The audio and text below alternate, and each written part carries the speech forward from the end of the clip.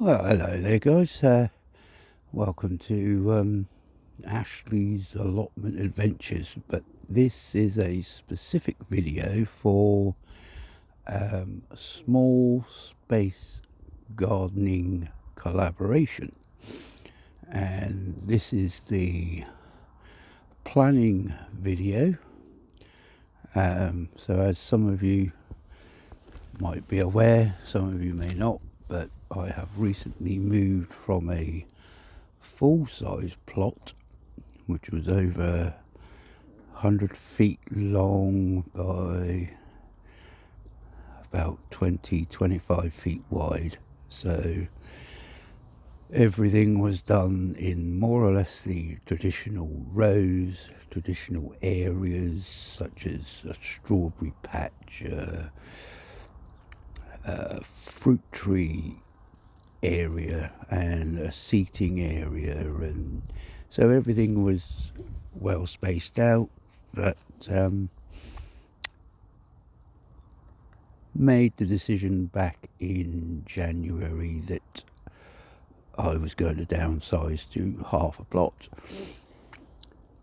And then this collaboration came up.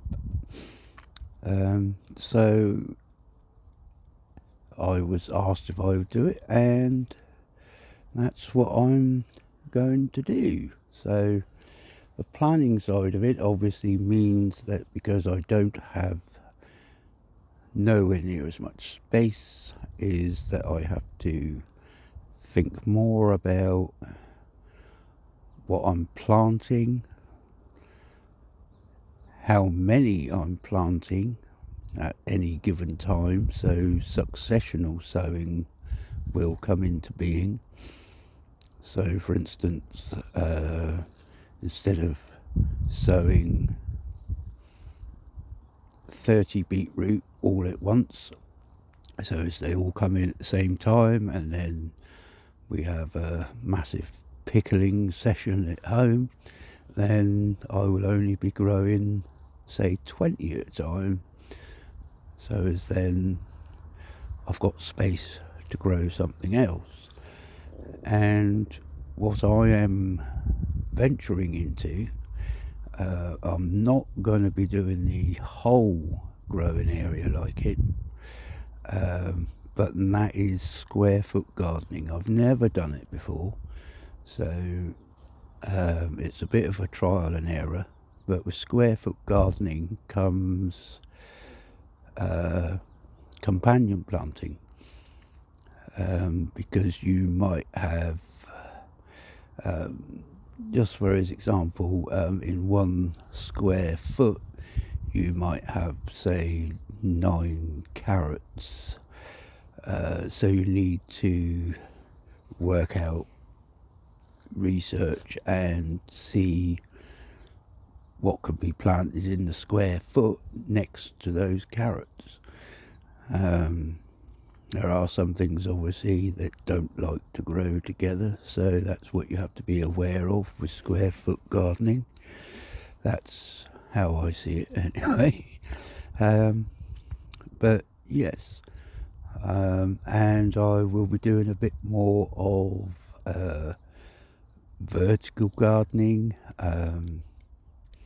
As I said before, I had space in which to space things out, and particularly squashes and tomatoes, but those again will be done more on a vertical rather than just letting them spread out and take up too much room, basically.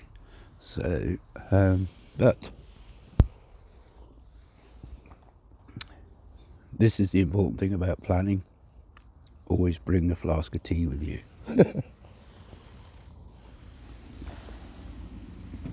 So what I will do now is I will pause the video and I will take you on a little tour, so as you can see what the planning entails. So if we start off here,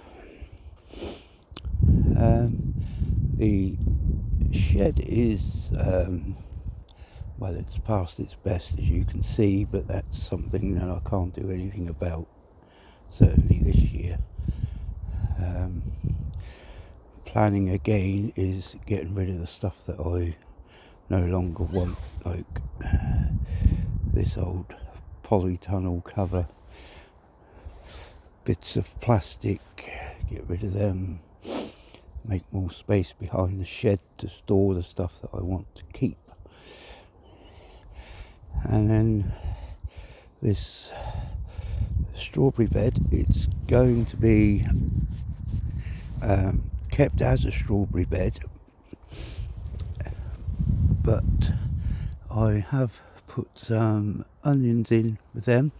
That goes in with the companion planting, and then along here, this at the minute is just being used just to keep things more or less tidy, really. That large cold frame up there, I will show you where I'm going to put that when we get around there. But this is the first grids I have set out for square foot gardening. So as you can see, there's quite a bit of area to cover with square foot gardening anyway, but that's the whole idea of it. You spend less time on weeds.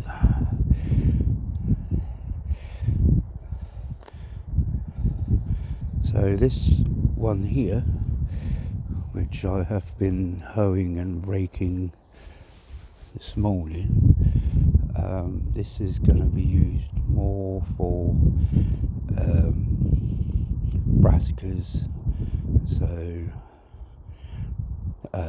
like Brussels sprouts, cabbages, those sorts of things, cauliflower, but they're not going to be a continuous row.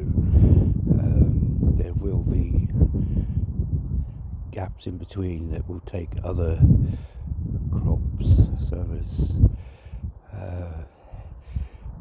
don't get the problems with pests and diseases so much. But going back to this cold frame here, this is going to be far better being over here where that frame is. I put that there this morning so as I've got a visual idea of what that will look like, which is fine. It still gives me room to get in there, so that's another bit of the planning. You've got to make it easy as possible for yourself in the longer term. Might seem like a bit of hard work at the start, but so the other part of planning is this archway. What I'm planning here, which is why I've marked off an area so as it's defined as a path, but what I will do is to string up these canes. I'll try and get a bit further away so as you can actually see. Excuse me. So string along these 3 canes, and that's where the runner beans will be going, but I'm thinking only one side, because then the sweet peas that I've got, they can come along there, And then over here, a bit further along the cane, like I said, 3 canes for the runner beans, and then two lots of peas I've got going at the minute, so they'll be going along there.